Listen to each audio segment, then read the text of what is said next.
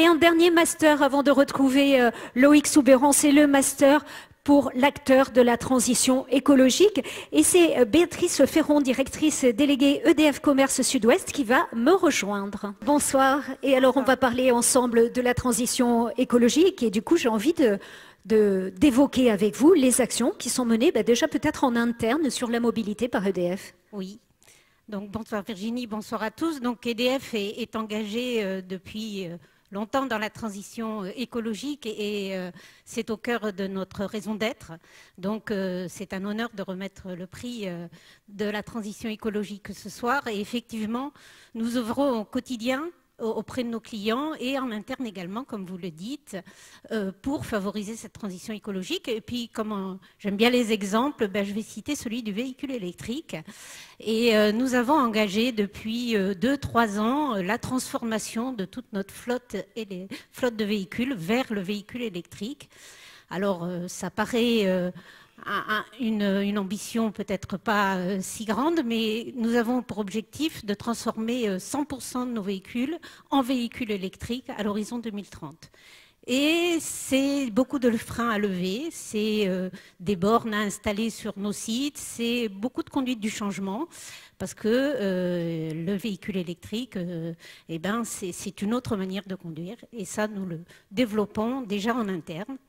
Il y a aussi des actions que vous menez pour le développement de la mobilité électrique, vous venez de le dire, ouais. Mais cette fois-ci en externe. En externe, vers nos clients, évidemment. Donc nous les accompagnons pour également transformer leur flotte de véhicules. Nous avons des audits, des conseils, pour les aiguiller vers cette transformation, mais bien au-delà du véhicule électrique, nous proposons à nos clients différents audits vers la transition énergétique. Nous les accompagnons tout simplement sur une stratégie déjà. Comment aller vers cette transition écologique? C'est pas quelque chose... Beaucoup de clients ne savent pas par quel bout prendre le sujet. Et quand je parle de nos clients, je parle de nos petits clients, de nos PME, PMI, de nos plus grands clients, de nos collectivités. Voilà, nous accompagnons tout type de clients vers cette transition écologique, vers cette transformation.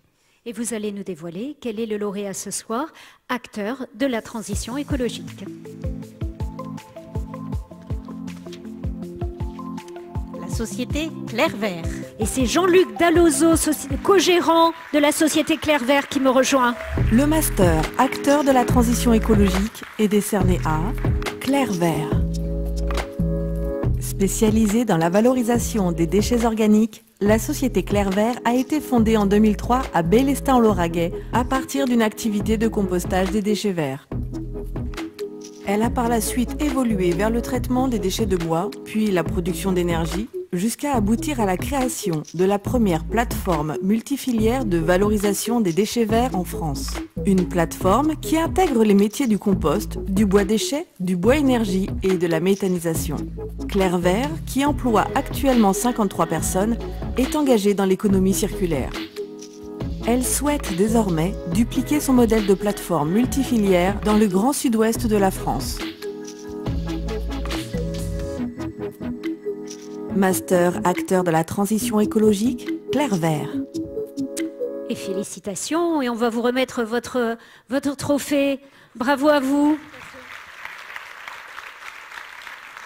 Alors, j'aimerais dire un mot de votre parcours, parce que en fait, ce qui réunit aussi beaucoup d'entre nous ici, et on en parlera peut-être avec Loïc tout à l'heure, c'est des parcours qui ne sont pas linéaires, c'est des parcours où on cherche, où on change de voie, etc. Vous êtes arrivé là après 20 ans passés dans la fonction publique, à occuper différents postes, en lien avec l'aménagement routier, avec le traitement de l'eau, le traitement des déchets, et la suite. Racontez-nous. La suite, alors excusez ma voix de grande qualité de saison, la suite c'est un petit peu le hasard où avec mon associé créateur de 2003 qui avait identifié une carence d'exutoire de plateforme de compostage, on a décidé de créer Clairvert.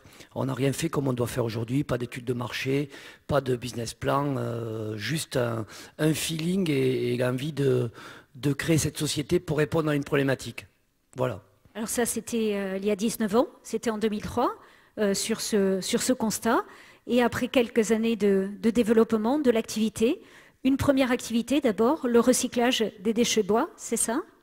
Oui, après donc le déchet vert, on a rajouté une activité autour du recyclage du bois. 2010, un changement d'ambition avec la volonté de créer cette plateforme multifilière. Nous avions identifié des enjeux sur l'énergie, des directives cadres européennes sur le recyclage. Et fin 2010, on s'est mis à collecter, à trier les biodéchets en pensant qu'on ne pourrait plus brûler des matières qui étaient des ressources pour faire de l'énergie, pour faire des fertilisants. Ça a fait sourire certains confrères. Et 31 décembre 2023, c'est tous les citoyens français qui devront trier leurs biodéchets.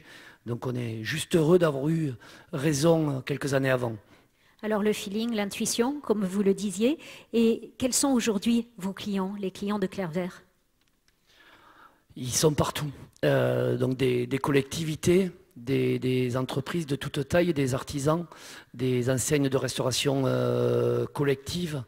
Donc effectivement, c'est un petit peu complexe pour nos équipes qui m'ont accompagné dans ce développement, puisqu'il faut s'adapter à tout type de clients. Et pour nous, il y a aussi le premier groupe industriel européen, je crois, et Edger, qui utilise la matière transformée, du coup, que vous faites. Oui, effectivement, sur le volet bois, là, on est un partenariat avec la société Eger, qui est un des leaders européens de la fabrication de panneaux de particules à partir de bois recyclé. Donc voilà, on a beaucoup de factures, beaucoup de clients. Ils ont juste un point commun, c'est que pour nous, ils sont tous importants. Et les projets? Les projets, après 19 ans, il fallait se donner de nouveaux challenges. Donc c'est développer de nouveaux sites multifilières en Occitanie. Un premier qui est dans les tuyaux dans le Tarn, créer d'autres infrastructures pour accueillir les déchets au plus près des producteurs, donc sur l'agglo toulousaine. Lancer une marque de compost qui sera divulguée dans les prochaines semaines.